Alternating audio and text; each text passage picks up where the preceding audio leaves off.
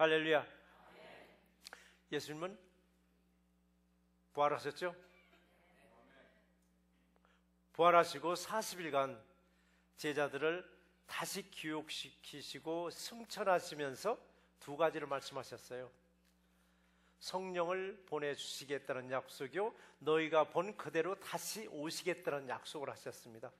성령을 보내주시겠다는 약속대로 승천하시고 10일 만에 성령의 임재를 제자들이 경험케 해주셨습니다. 부활 후 50일째입니다. 승천하시고 그리고 열흘째, 이날이 오순절이기도 합니다. 오순절을 우리 성령 강림절이라고 하죠. 성령 강림절에 바로 예수님의 제자들에게 성령의 임재를 경험케 해주셨습니다. 성령을 경험한 사람들은 다 그렇습니다. 자신의 인생에서 한 획을 딱 긋더라고요. 하나님 뭐라고요? 전환점이 되더라고요. 인생의 분기점이 되더라고요. 그래서 흔히 하는 말 있잖아요. 인생의 터닝 포인트를 언젠가 했더니 성령의 임재를 경험한 그 순간이더라고요. 오늘 시간에 성령의 임재가 온 성도들에게 임하심으로 새로운 삶의 길이 열리는 놀라운 축복의 시간이 되기를 주의 이름으로 축원합니다. 오늘 주시는 말씀이 두 가지가 있는데, 첫 번째 주시는 말씀이 무슨 말씀이냐면 하나님께 순종하는 것이 마땅하니라 라고 했습니다. 순종하는 게 여러분 특별한 줄 알았는데 당연하다고 했습니다. 당연하고 뭐냐, 마땅하다라고 했습니다. 마땅하다라고. 예수님이 승천하셨습니다. 그리고 성령의 임재를 경험한 이 제자들, 예수님의 부활을 막 활발하게 증거하기 시작했습니다. 그동안에는 제자들이 주눅이 들었었습니다.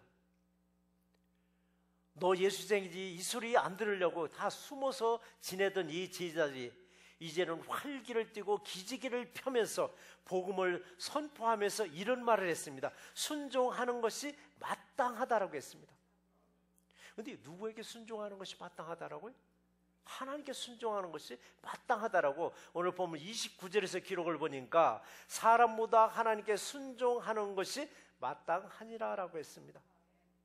그런데 이 제자들이 어디서 이렇게 자신감이 생겼느냐고요. 어디서 이 자신감이 생겼느냐고요. 숨어 지내던 제자들에게 성령의 임재를 통해서 예수님은 죽음을 이기시고 부활하셨음을 알리기 시작했습니다. 그래요. 예수님을 죽인 사람들은 누구였냐고요? 그때 당시 권력자들 했었습니다. 권력자들은 권력들이들은 예수를 죽였습니다. 그러나 죽인 예수를 달리 살리시는 누구냐? 오직 하나님이셨습니다. 오직 다시 살리신 바로 하나님, 하나님을 확실하게 선포하기 시작했습니다. 제자들에게 성령의 임재가 있기 전에는 권력이 들어왔습니다. 잡힐까 봐 들어서 숨어 지냈었습니다. 그런데 성령의 임재를 경험하고 나서부터는 이들에게 담대해졌습니다. 담대한 제자들은 예수님의 부활을 확신하고 권력에 들어오면서 벗어나기 시작했습니다. 어떤 눌림에서 벗어나기 시작했습니다. 우리들도 마찬가지입니다. 신앙생활을 해가면서 여전히 눌려 사는 신앙이 얼마나 많은지 모릅니다. 자기 직업에 눌려있는 사람들, 가족들에게 눌려있는 사람들, 세상에 눌려있는 사람들, 사단에게 눌려있는 사람들에게 성령의 임재를 통해서 다 해방되는 귀한 역사가 임하기를 주의 이름으로 축원합니다. 권력에 들어오면서 벗어난 이 제자들, 숨어 지내서 믿던 많은 사람들, 영적으로 그들은 새 힘을 받기 시작했습니다. 힘을 받은 이 믿는 자들, 당당한 모습에 오히려 권력을 휘두르던 이 권력자들이 예수 믿는 자들을 두려워하기 시작했습니다. 이게 바로 영권이 있었습니다. 저와 여러분들에게도 영권이 있었기 때문에 어디 가서라도 무시당하지 않냐고 당당하게 여러분의 권리를 행사할 수 있었던 것이었습니다. 우리가 가지면 얼마나 가졌겠느냐고요. 우리가 가졌으면 얼마나 가졌느냐고요. 변변치 않게 가졌을지라도, 사회적인 지위가 없을지라도, 세상 어디 내라도 당당하게 여러분 하는 일마다 승리할 수 있던 게 뭐냐? 여러분에는 하나님의 영권을 주셨습니다. 성령의 임재를 통해서 여러분들에게 자신감을 주셨습니다. 이 시간에도 여러분 혹시라도 어딘가 눌려 있으면 성령을 사모해서 성령님이 여러분의 임재를 통해서 여러분의 어떤 일이든 자신감을 가지고 승리할 수 있기를 주의 이름으로 축원합니다. 그러므로 성령의 임재만 하면은 내가 하는 말도 여러분 내 말이 아니에요. 여러분이 하는 말이 여러분이 많이 안 해요. 성령이 여러분의 언어도 주관해 주셔요. 그래서 아무리 언어가 거치는 사람들, 입만 벌리면 거치는 용어를 쓰는 분들이 계셔요. 그들에게도 성령이 한번 터치해 주면은 언어가 순화되더라고요. 그리고 행동이 얼마나 거치는지, 마치 뒷골목 조폭 같은 행동을 할지라도 성령이 한번 임재를 통하면은 순한 양과 같이 변화시켜 버립니다. 내 삶의 방향을 완전히 뒤바꿔 놓는 게 뭐냐? 성령의 임재입니다. 자, 이런 모습을 사람의 힘으로, 사람의 능력으로 불가능합니다.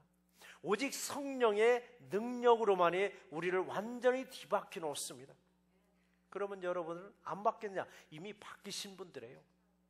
여러분들이 성령의 경험을 잊기 전에, 예수를 믿기 전에 내 삶의 모습과 그리고 오늘의 내 모습을 보시면 굉장히 변한 걸 여러분 스스로가 알 수가 있습니다.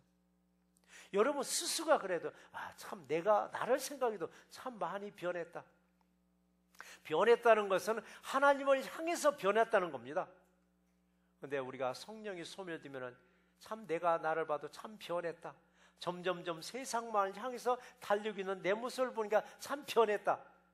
이런 분들은 다시 성령을 사모하셔서 정말 하나님을 향해서 열심히 달리시기를 주의 이름으로 축원합니다. 그렇기 때문에 우리가 오직 성령의 능력입니다.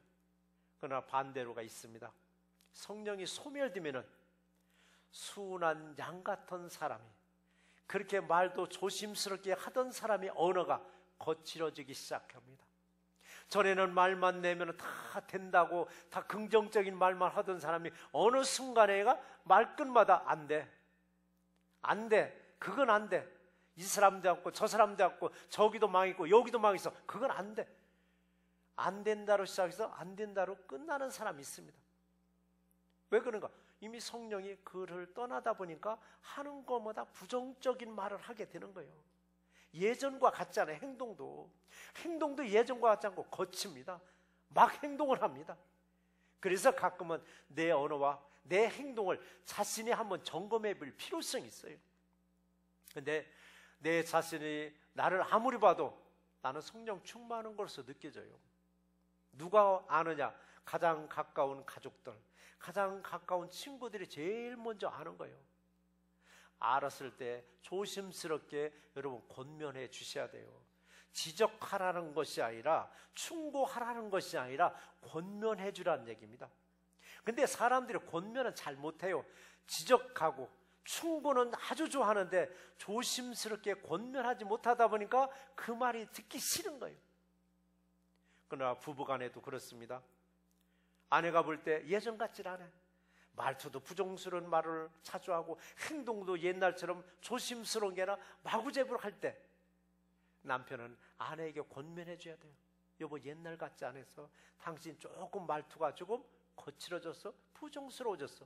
아내는 남편에게, 자식은 부모에게, 부모는 자식에게 조심스럽게 권면해서 자기 자신을 들여다볼 줄 알아야 돼요. 내게서 성령이 많이 소멸됐구나. 성령이 소멸되면요, 세상 사람보다 더 무섭습니다. 사람들은 그래요. 믿는 사람은 그래도 다르겠지라고 기대감을 가지고 본다는 사실입니다. 기대감을 보는 거예요. 그래도 세상이 아무리 험악할지라도 그래도 믿는 사람들은 다르겠지라고. 그래서 믿는 사람들과 믿지 않는 사람들과 똑같이 범죄를 저질렀으라도 돌을 어디다 던지느냐? 믿는 사람들한테 던지는 거예요. 왜? 배신감을 느끼는 거예요. 너는 안 그럴 줄 알았는데, 너는 예수를 믿는가 안 그럴 줄 알았는데 더 무섭구나 하고서 돌을 누구한테 던지? 믿는 사람들한테 던지게 돼 있는 거죠. 내가 나 자신을 들여다보지 아니하고 누군가도 나에 대해서 얘기해 주지 아니하면은 어떻게 돼요? 성령이 소멸된 상태에 있어도 여전히 성령이 충만한 상태로 착각하면서 신앙생활해요. 혈기 충만한 상태인데도 불구하고 자신은 성령 충만한 것으로 착각한다는 얘기예요. 여러분 주변에 혈기 충만한 사람들하고 한번 부딪혀 보세요. 겁납니다. 피하는 게 상책이에요. 부딪혀보는 죽기 살기로 덤벼버리니까. 그러나 성령 충만한 사람들하고 부딪히면은 성령 충만한 사람이 뒤로 한 발 딱 물러서요. 양보한다는 얘기입니다. 근데 한치 양보 없이 바득바득 덤빌 때는 여러분 물러서는 게 여러분 승리하는 길이기도 해요. 여러분 성령이 바닥나면 무슨 일이든 예수님을 의식하지 않아요. 사람을 의식하더라고요. 제가 늘 말씀드리죠. 우리는 하나님의 눈치 좀 살피면서 신앙생활 하자라고. 도대체 하나님의 눈치를 안 살피고 사람의 눈치만 살피다 보니까 사람이 사람 보는 눈이 얼마나 발달됐는지 하나님 뺨칠 만큼 사람을 바라보더라고. 근데 공동체에서 그리고 가정에서도 여러 사람이 모인 곳에서 눈치 보는 사람 보면요 참 힘들어요. 눈치 안 봐도 되는데 이렇게 눈치 보는 사람들이 있어요.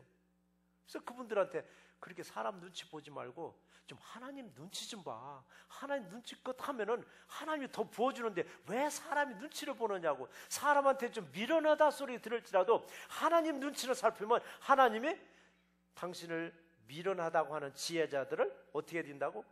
넘어서게 만들어줘요. 그러니까 우리도 정말 성령이 소멸되면 예수님을 살피는 게 아니라 사람을 살피는 거예요. 사람을 살피는 거예요. 그렇기 때문에 사람들에게 순종하면서도 하나님께는 불순종하는 모습이 있습니다. 하나님께는 인정받으려고 하는 게 아니라 사람들에게 인정받으려고. 그러다 보니까 하나님을 두려워하지 않는 거예요. 여러분은 하나님을 두려워할 줄 아세요? 두려워하지 않아요. 왜? 안 보이니까. 그리고 성경에서는 하나님을 사랑이라고만 배워놨어요.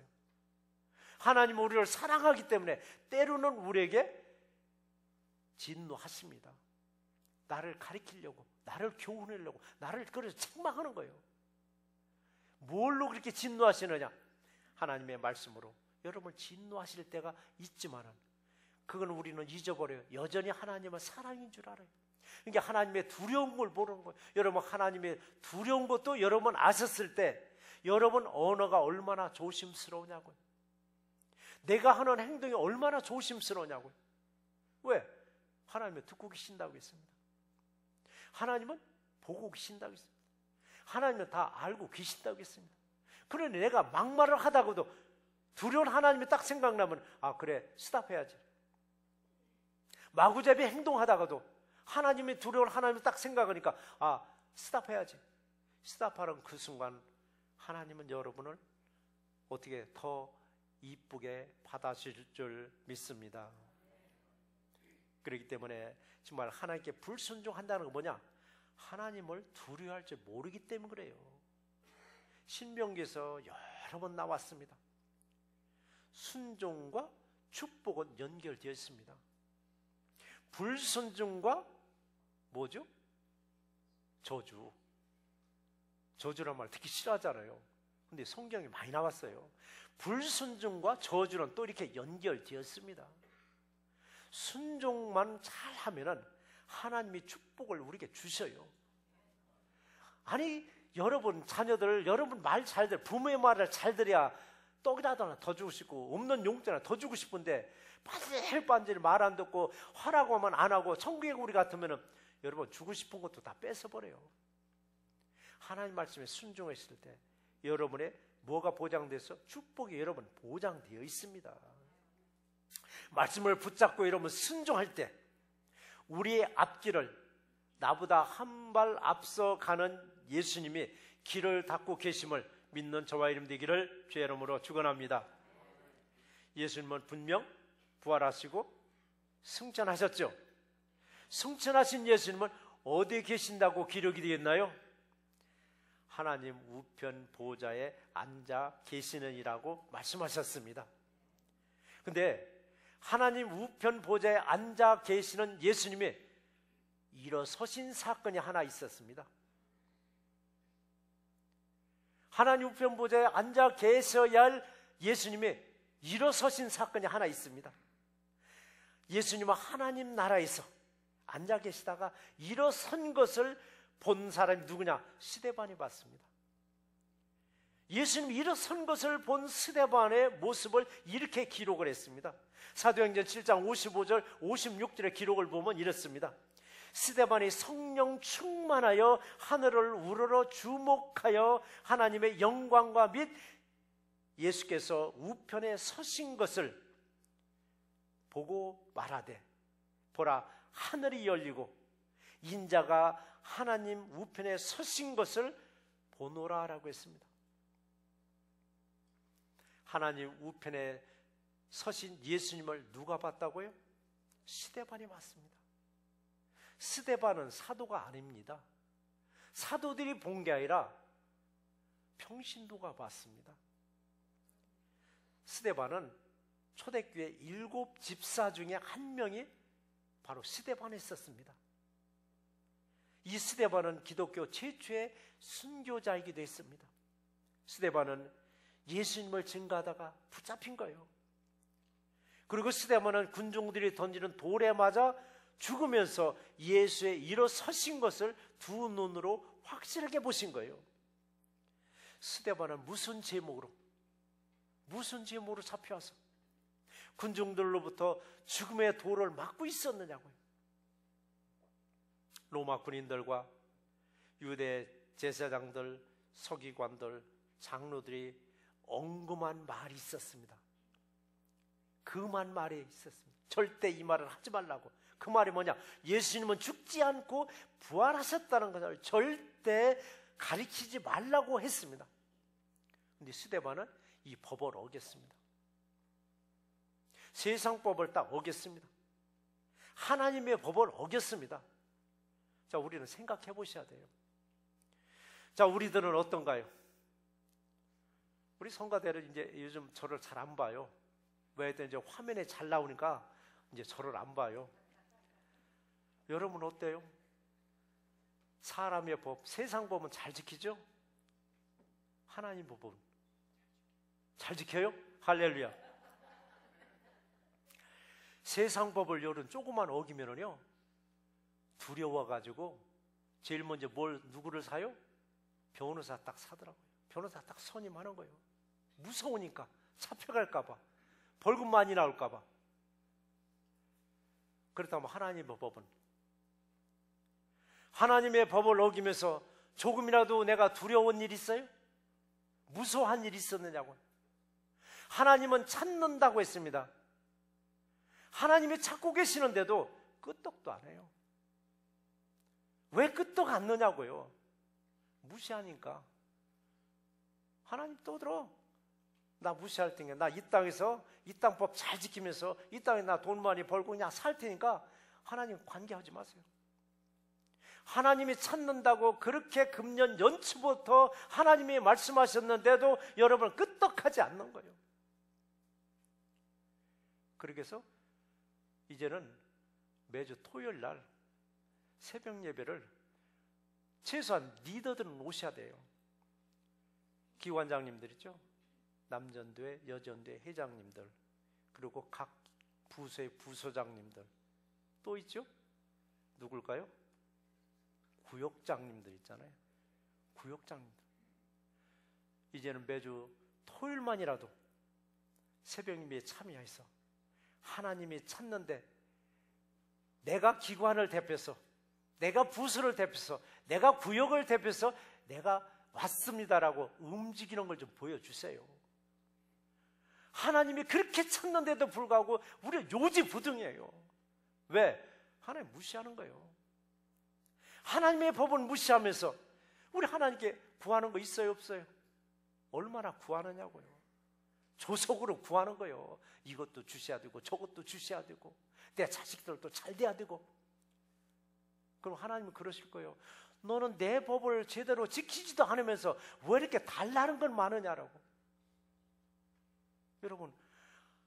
여러분 자녀들이 여러분의 뜻대로 잘 아이가 커면은요, 부모네들은 빚을 내서라도 뭐를 다 챙겨줘요. 근데 청개구리가 한번 되어보세요. 여러분 자녀들 청개구리 되어보세요. 주던 것도 뺏어버려요. 하나님도 그런 심정일 거예요. 청개구리 같으면. 자, 스데반은 어떤 사람이에요? 사람의 말은 어겼습니다. 분명히 로마 군인들, 제사장들, 설교관들, 장로들 그 말은 전하지 말라고 했는데 하나님의 말씀을 순종하고 사람의 말은 불순종했습니다. 하나님의 말씀에 순종했기 때문에 마지막 순교 직전에 하늘문이 열리고 하나님 우편 보좌에 서 계신 예수님을 직접 보셨습니다. 우리를 또 하나님 말씀에 여러분 순종함으로 하늘문이 열리는 놀라운 역사가 임하기를 주의 이름으로 축원합니다. 자, 두 번째 우리에게 주시는 말씀은 우리는 주 예수 그리스도의 증인들입니다. 증인. 스데반이 돌에 맞아 죽으면서 마지막 기도를 이렇게 기도했습니다. 사도행전 7장 59절에서 60절의 말씀에 보면 주 예수여 내 영혼을 받으시옵소서 하고 무릎을 꿇고 크게 불러 이르되 주여 이 죄를 그대에게 돌리지 마옵소서 이 말을 하고 자니라 라고 했습니다. 이 말을 하고 숨을 거두니라가 아니라 잔다라고 기록을 했습니다. 자, 우리도 매일매일 저녁이면 평안한 모습으로 잠을 잡니다. 물론 더러는 불면증 때문에 깊은 잠을 참 못 자는 분들도 계시지만은 대다수가 하면 평안한 잠을 잡니다. 그런데 이 잠에서 영혼이 깨어나지 못하는 경우도 더러는 계시더라고요. 영혼이 잠든 경우는 뭐냐고요? 그냥 잠든 김에 아예 잠들어 보는 분들도 계시더라고요. 누운 김에 쉬어간다고 그냥 영혼이 쉬시는 분들도 계세요. 그러나 저와 여러분들은 매일 아침이면 부활하듯 여러분 잠에서 깨워서 일으켜 세워주심에 감사하는 새롭게 되시기를 주의 이름으로 축원합니다. 자, 돌에 맞아 죽은 스데반은 누구의 마지막 모습을 닮았나요? 누구의 마지막 모습은 예수님이 십자가에서 숨을 거두시면서 자신의 두 손과 자신의 두 발에 못질하는 그 사람들, 자신의 옆구리에 창으로 찌르던 사람들, 채찍으로 때리고 침을 받고 모욕하던 그 사람들을 원망하지 아니하시고 저주하지 아니하시고 이렇게 기도해 주었습니다. 누가복음 23장 34절에 그랬죠. 아버지, 저들을 사하여 주옵소서. 자기들이 하는 것을 알지 못함이다 라고 했습니다. 예수님을 자신을 죽이고 자신을 또 때리고 침받고 모욕하는 사람들을 용서해 주시라고 하나님 아버지께 간구했습니다. 스데반도 똑같이 자신을 죽이려고 돌을 던지고 있는 그 많은 사람들에게 죄를 그들에게 돌리지 말라고 기도했습니다. 우리는 기도해서 잘 보셔야 됩니다. 예수님은 죽기 전에 누구에게 구했느냐? 아버지께 구했더라 했습니다. 아버지, 저들을 사하여 주시옵소서. 스데반은 누구한테 구했습니까? 스데반은 예수님께 구했습니다. 주 예수여, 내 영혼을 받아 주시옵소서. 주여, 이 죄를 저들에게 돌리지 마옵소서라고 했습니다. 여기서 우리가 기도를 누구에게 하라는 얘기입니까? 예수님은 분명히 아버지께 구했지만 스데반은 예수님께 구했습니다. 그래서 우리가 기도할 때 마지막에 주 예수 그리스도의 이름으로 기도합니다라고 하는 거잖아요. 그런데 이걸 빼먹는 사람들이 더러 있습니다. 하나님 이름으로 기도하는 사람들이 있다는 얘기입니다. 누군가 했더니 미국의 정치인들입니다. 미국의 정치인들은 다 어려서부터 신앙생활 잘 하던 사람들이에요.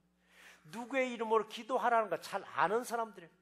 근데 예수 이름으로 기도한다고 했더니 유대인들이 싫어하고 무슬림들이 싫어하는 거예요. 그걸 싹 바꿨습니다. 그들이 모인 자리에서도 하나님 이름으로 기도합니다라고 했더니 유대인들이 이유를 한다는 거예요. 무슬림들도 이유를 안다는 거예요. 그들도 하나님을 찾고 있기 때문에. 그러나 저와 여러분들은 분명히 마지막 기도하시나서 주 예수 그리스도의 이름으로 기도한다고 꼭 그렇게 기도하시기 바랍니다. 스데반도 마지막 기도가 주 예수여 내 영혼을 받아주시옵소서, 주여 이 죄를 그들에게 돌리지 마옵소서라고 구했습니다. 예수님이 하셨던 그대로 스데반에게 돌을 던지고자 하는 이 사람들의 잘못을 그들에게 돌리지 아니하고 오히려 스데반은 예수님께 용서를 구하는 모습을 누가 봤느냐? 하나님 우편 보좌에 앉아 계셨던 예수님이 딱 보신 거예요. 우편 보좌에 앉아 계신 예수님이 이 모습을 보고 일어서신 거예요. 우편 보좌에 앉아 계시던 예수님이 일어서신 것을 스데반은 두 눈으로 확실하게 봤습니다.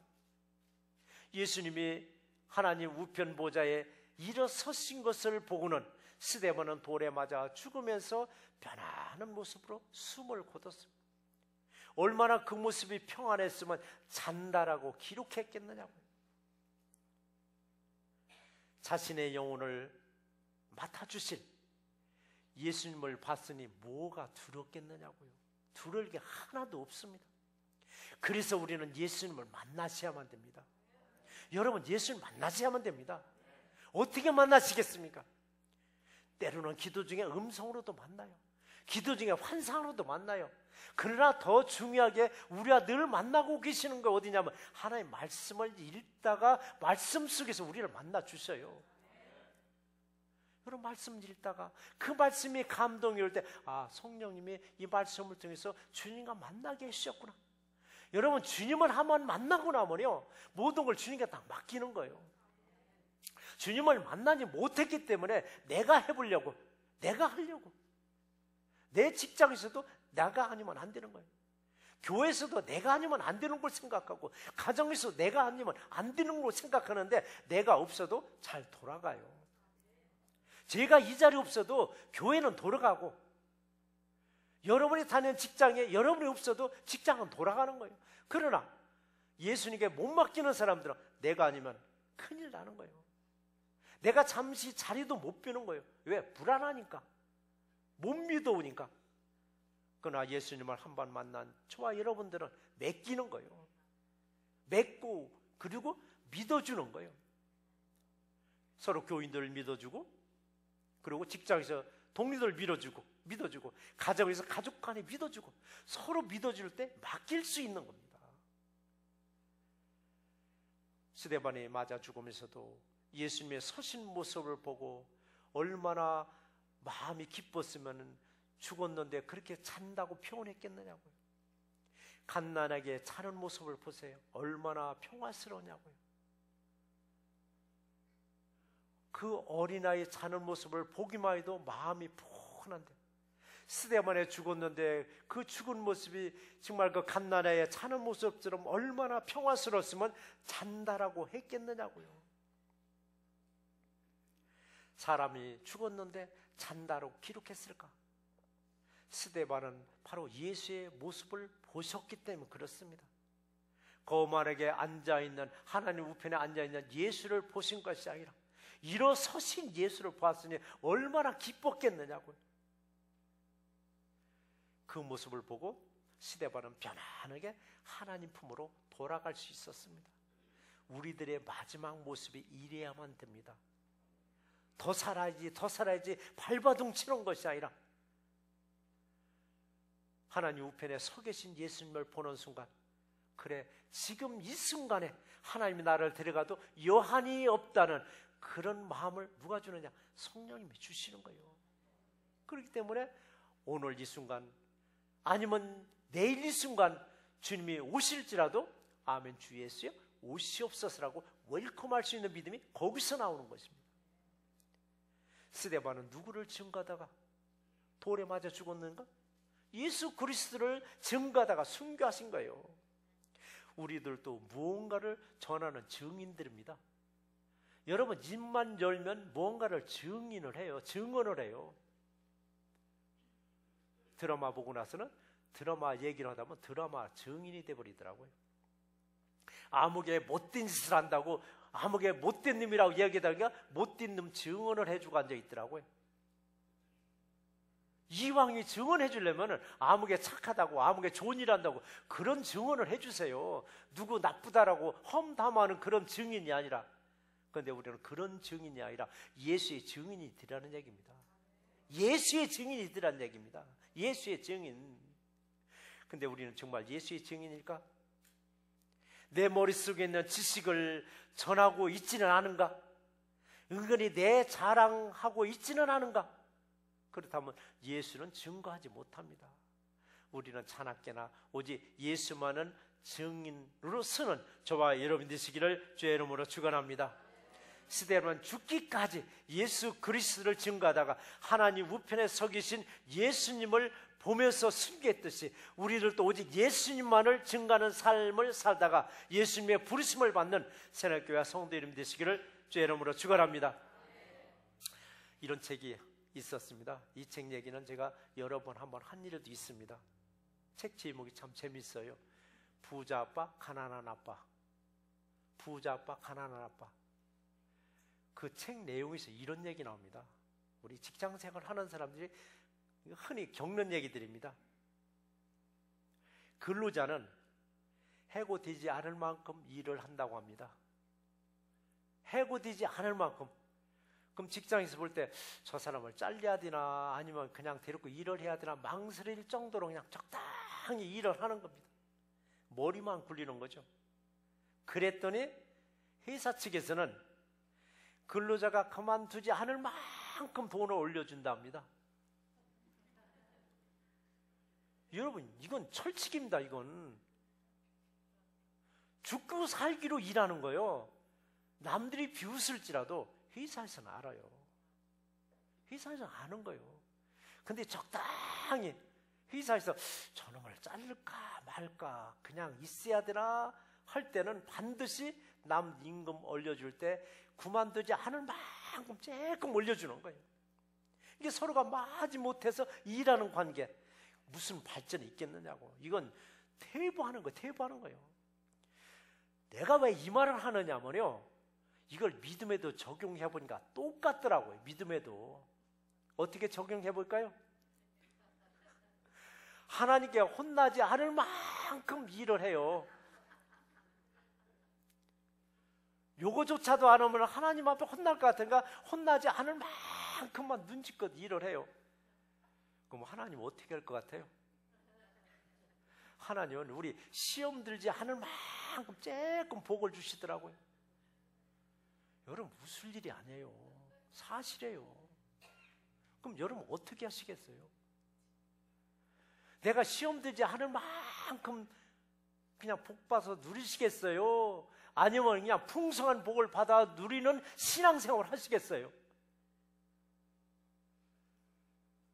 하나님 앞에 칭찬받아서 신앙생활하는 거 여러분 손해보지 않습니다.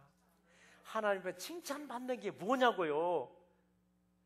하나님의 찾는 자가 되시라고 내가 연초부터 그렇게 강조했는데 다음 주부터는요, 수예배 금요일에 안 나오면 이제 호명해야 되겠어요. 이제 그렇다고 집사 전부 호명할 수 없으니까 이제 리더들, 기관장님들, 부서장님들, 부역장님들 이제 호명해야 되겠어요. 왜? 하나님이 그 말씀을 주는 거예요. 너 그렇게 했으라도 내가 찾는 사람들을 만들어라 얘기입니다. 하나님은 누구를 통해서 일하신다고요? 사람을 통해서 일하셔요. 천사를 통해서 일하지 않아요. 사람을 통해서. 교회에서는 목사를 통해서 일을 시켜요. 그러니까 여러분 이제 하나님이 우리에게 주실 때 시험 들지 않을 만큼 조금 주는 축복을 누리지 마시고 풍성하게 넉넉히 주시고자 하는 축복을 받아 누리는 저와 여러분 되기를 주의 이름으로 축원합니다. 자, 우리들도 스데반과 같이 목숨 걸고 예수님을 증언하실 때 내 입술을 성령님이 딱 주관해 주시더라고요. 성령님이 나를 주관하고 계실 때 내가 원치도 않았습니다. 내가 미처 기도하지 않은 것, 그것까지도 하나님은 챙겨주시더라고요. 이게 하나님의 역사요. 어느 사람만 그거 달라고 막 몇 년 동안 매달렸는데도 안 줘요. 근데 어느 사람은 구하지 않은 것까지도 받아 누리더라고요. 구하지 않은 것까지도 받아 누리는 사람이 뭐냐? 하나님께 시험 들지 않은 만큼 축복을 받은 게 아니라 풍성하게 받는 사람들이에요. 내가 예수님을 위해서 목숨 걸 때 예수님은 나와 함께 하십니다. 항상 주님과 동행하는 삶 속에서 주님의 넉넉한 축복을 받아 누리시기를 주의 이름으로 축원합니다. 말씀을 정리해 보겠습니다. 저와 여러분들의 사명은 무엇일까? 각자의 사명은 다 달라요. 각자의 사명은 다 각각 주셨는데 오늘 본문 말씀과 같이 이 일의 증인이요라고 했습니다. 이 일의 증인이라고 했습니다. 사명 각각 다를지라도 여러분 증인입니다. 누구의 증인? 여호와의 증인이 아니라 예수의 증인으로 세우셨어요. 무슨 증인? 주는 그리스도로 살아계신 하나님의 아들이라라고. 하나님 아들 예수 그리스도는 십자가에서 죽으셨으나 다시 사셨습니다. 그리고 승천하시고 다시 오심을 증언하는 증인들이 되시기를 주의 이름으로 축원합니다. 성경에 보면요, 이 일에 우리가 증인이라고 여러 번 기록을 했더라고요. 성경을 읽으면 여러분들이 증인이 되라는 얘기입니다. 예수님은 부활했습니다. 누가 살렸느냐? 하나님이 살리셨습니다. 죽은 자 가운데서 살아나신 바로 예수의 증인으로 살아가는 것이 우리 모두의 사명 중에 사명입니다. 그럼 언제까지 할까요? 언제까지? 예수님이 다시 오실 그때까지. 어디까지 할까요? 이 범위를 어디까지? 땅끝까지 이르러 내 증인이 되라고 하셨습니다. 땅끝까지 이르러 예수의 증인이 되는 새날교회 되시기를 주의 이름으로 축원합니다.